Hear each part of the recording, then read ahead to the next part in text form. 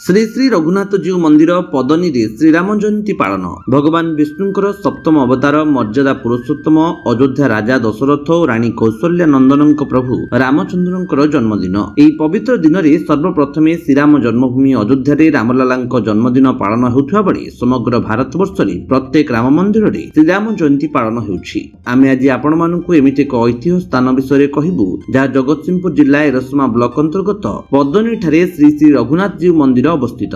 यह मंदिर आविर्भाव प्राय 300 वर्षर पूर्व हाजीपुर गाँव पूर्वतन विधायक गौरीश्याम पट्टनायक पिता द्वारा होता। सेतेबेले ब्रिटिश शासन चलुला बेले गौरीश्याम पट्टनायक पिता प्रभुंकर मूर्ति मिलता बोली किंवदंती अच्छी। जेतेबेले तांको पिता निज गाँव में मूर्ति रखी पूजा करुथिले सेतेबेले प्रभुंकर निर्देश क्रमे से उक्त स्थान जहाँकि सत्ययुगे असुरगढ़ नाँ ख्यात थिला हाजीपुर गाँव में अत्यधिक मोगल माने थिबारु प्रभुंकर निर्देश रे एई पदनी ठारे प्रभुंकर मूर्ति स्थापन करागला। किंवदंती अच्छी जे प्रतिवर्ष एई रामनवमी दिन प्रभुंकर जन्म ठारू शेष पर्यंत राम लीला चले। से जहाँ हेउना कहीं सबु प्रभुंकर लीला तांकर निर्देश बिना गछर पत्र भी हलेनी। लीलामयंकर लीला से ही जानती। कथार अच्छी मानिले ठाकुर न मानिले पत्थर। एभली एक ऐतिह्य स्थान जहाँकि प्रतिवर्ष आज दिन में हजार हजार लोक आगमन करती प्रभुंक दर्शन निमंते। किंतु दुर्भाग्यर विषय एई मंदिर को जीवा आसिबा पई गमनागमन सुविधा नहीं। भक्त माने बहु असुविधा प्रभुंक दर्शन निमंते आसुछंती। तेणु मंदिर कमिटी और बालिकुदा एरसमा बिजु जनता दल युव सभापति पार्थसारथी राउत आम चैनल माध्यम से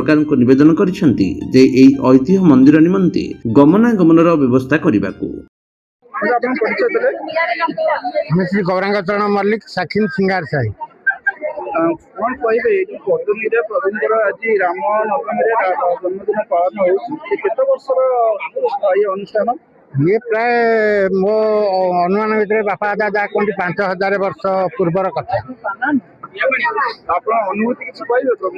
देखो बहुत अनुभूति अच्छी भक्त मान को मोर विनम्र निवेदन ये जो भक्त मैंने ये आसती प्राय हजार हजार लक्ष लक्ष लोक आसती सब मनस्कामना जी जहाँ करती सब पूरण हुए।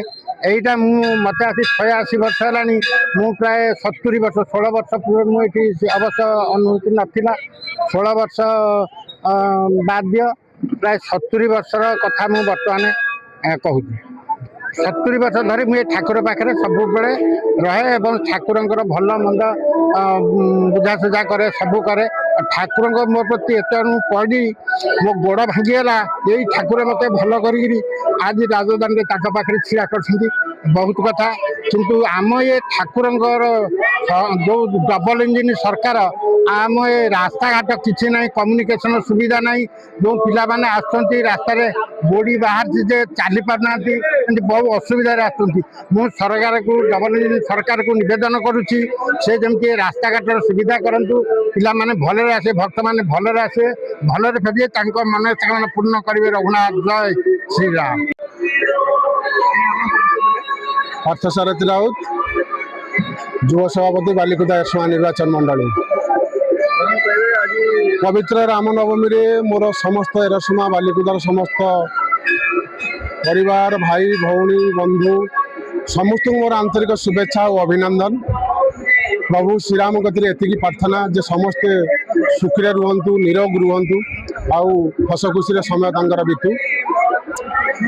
ये रामनवमी अवसर में ये कहि ये जो पीठ पदनी ये जो पीठ रामनवमी पीठ ये बहु कालर ये रामनवमी दिन एत भिड़ हुई पहले दशरे आगुरी रामलीला ये 7 दिन धरी चलूला तेणुक रामकर जन्म ठारू शेष पर्यंत समस्त रामलीला ये चलूला 7 दिन धरी। तेणुक ये पीठ को देखा गले सबुठू पुराणा पीठ ऐतिहासिक पीठ। आउ गोटे दुखर विषय कहि ये पीठ ऐतिहासिक पीठ हेले भी हजार हजार लक्ष लक्ष संख्यार श्रद्धालु ये आसिले ये कम्युनिकेशन सुविधा क्या नेत्र पड़ूनी कि हो पार। तेणुक मु आपण माध्यम सरकार को विनीत अनुरोध ये पीठ उपर टिके नजर दिंतु ये कम्युनिकेशन एटलिस्ट टिके सुविधा हो लोक मैंने आसी माने सुविधार टिके दर्शन करते। ମାଉସା ଆପଣ ପରିଚୟ ଦେଲେ? ମୋ ନାଁ ରାଜକିଶୋର ସ୍ୱାଇଁ।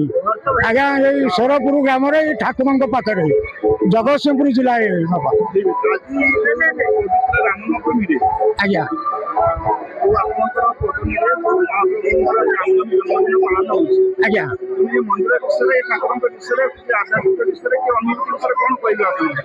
ଠାକୁରଙ୍କର ବହୁତ ଲୀଳାଖେଳ ବାବୁ ଅଛି। ଏଠି ବହୁତ ଯାତ୍ରା ହୁଏ। ସାତ ରାତି ଭିତରେ ସୀତା ଚୋରି ଠାକୁର ଲାଗିବେ, ମୂର୍ଚ୍ଛା ଚାଲିଯିବେ। ବାପା ଏ ଧାମର ମାହାତ୍ମ୍ୟ ବହୁତ ବାପା କହିପାରିବା ପାଇଁ ମୋର ବି ରହୁନି। ମୁଁ ପିଲା ଦିନୁ ମତେ ହେଇଗଲା ଆଜ୍ଞା 67 ବର୍ଷ। ମୁଁ ଏ ଜାଗା ଉପରେ ପ୍ରଭୁ ଏ ପ୍ରଭୁର ନାମ ନେଇ ମୁଁ ସବୁଦିନ ଆଜ୍ଞା ଏଠି ପ୍ରେଜେଣ୍ଟ। ଯେମିତି ହେଲେ ବାପା ମୁଁ ଆସିକିରି ତା ମୁଣ୍ଡିଆ ମାରି ମୁଁ ଯାଏ। କିନ୍ତୁ ଏ ନବମୀ ଦିନଟା ଏଠି ତାର ଲୀଳା ଖେଳା ହୋଇ ତା ଜନ୍ମଦିନ ଏଠି ପାଳନ କରାଯାଏ। ବହୁତ ଲୋକ ଏଠି ଉପସ୍ଥିତ ହୁଅନ୍ତି ବାବା। ଯଦି କହିବା କି ମନ୍ଦିର ବହୁତ ପୁରାତନ ମନ୍ଦିର ବୋଲି ଆମେ ଜାଣିଛୁ, ଯାହାକି ଆମେ ଆସିଛି ଆମେ ଶୁଣୁଛେ। ଆଜ୍ଞା। କଣ କହିବେ ମନ୍ଦିର ବିଷୟରେ, ମନ୍ଦିର ସ୍ଥାପନା ଆଉ ଆବିର୍ଭାବ ବିଷୟରେ କଣ କହିବେ? ମନ୍ଦିର ଆଜିକି 300 ବର୍ଷ ହେଇଗଲାଣି ବାପା ଆବିର୍ଭାବ ହେଇଗଲାଣି। ସେ ପ୍ରଭୁ ରହିଲେନି ତାଙ୍କ ଗ୍ରାମରେ। ସେ ମାଲିକ ଯିଏ ଆଣିଥିଲେ ପ୍ରଭୁଙ୍କୁ ପାଇଥିଲେ, ତାଙ୍କ ଗ୍ରାମରେ ପ୍ରଭୁ ରହିଲେ ନାହିଁ। ମନା କଲେ ମୁଁ ଦୂରରେ ରହିବି। ଏ ଗାଁ ହଉଛି ମୁସଲିମ ଗାଁ, ଆଗରୁ ପୂର୍ବତନରୁ ଥିଲେ। ଏ ଜାଗା ଉପରେ ମୁଁ ରହିବି ନାହିଁ। କିନ୍ତୁ ଅସୁର ଢିପ ବୋଲି ଜାଗା ଅଛି ବାପା ନରସିଂହ ଏଇଠି ଗ୍ରାମ ପାଖରେ, ତାଙ୍କରି ପାଖରେ ମୁଁ ରହିବି। ଅସୁରୀଙ୍କ ମାୟା ସେ ଜାଗା ଉପରେ ଏ ଜାଗାରେ ଆସି ସ୍ଥାପିତ ହେଲେ। ସେ ପ୍ରଭୁର ଲୀଳା ଖେଳା ବହୁତ। ସେ ପ୍ରଭୁ 7 ରାତି ବି ଯାତ୍ରା ହୁଏ ଏଠାରେ। ଆଉ ସେ ଯାତ୍ରା ଭିତରେ ସେ ପ୍ରଭୁ ଲାଗନ୍ତି ଏ ଜାଗାରେ। କିନ୍ତୁ ସେମାନେ ବି ଚେତା ଫେରି ପାଇବା ବହୁତ କଷ୍ଟ ହୁଏ ଏ ଜାଗାରେ। କିନ୍ତୁ ଏ ପ୍ରଭୁର ମାହାତ୍ମ୍ୟ ବହୁତ ବାପା ବହୁତ ବହୁତ ଇଏ ମାହାତ୍ମ୍ୟ ବହୁତ ବାପା ପ୍ରଭୁ। ଜୟ ପ୍ରଭୁ। ଯିଏ ଆଣିଥିଲେ ଆଜ୍ଞା ତାଙ୍କ ନାଁ କଣ? ଗୌରଶ୍ୟାମ ପଟ୍ଟନାୟକ ଆମ ପୂର୍ବତନ ଏମଏଲଏ ମଧ୍ୟ ସେ ଥିଲେ। ଆମର ଦେଶ ଯେତେବେଳେ ବ୍ରିଟିଶ ଶାସନ ଅମଳରେ ଦେଶ ସ୍ୱାଧୀନ ହେଲା, ପ୍ରଥମ ଏମଏଲଏ ଆମର ସେ ଥିଲେ ପ୍ରଭୁ। ସେ ସ୍ଥାପନ କରିଥିଲେ। ଆଜ୍ଞା ଆଜ୍ଞା ତାଙ୍କ ବାପ ଆଣିଥିଲେ। କିନ୍ତୁ ସେତେବେଳେ ବାପଙ୍କର ଶେଷ ଅବସ୍ଥା ହେଇଥିଲା। ସେ ବାହାରୁ ପାଇଥିଲେ ପ୍ରଭୁଙ୍କୁ ଆଣିକି ସ୍ଥାପନ କଲେ। ପ୍ରଭୁ ତାଙ୍କ ଗ୍ରାମରେ ରହିଲେ ନାହିଁ ଆଉ। ଏରସମାରୁ ନୃସିଂହ ମଲ୍ଲିକଙ୍କ ରିପୋର୍ଟ, ବିଶ୍ୱ ବିଜୟୀ ନ୍ୟୁଜ୍ ଓଡ଼ିଶା।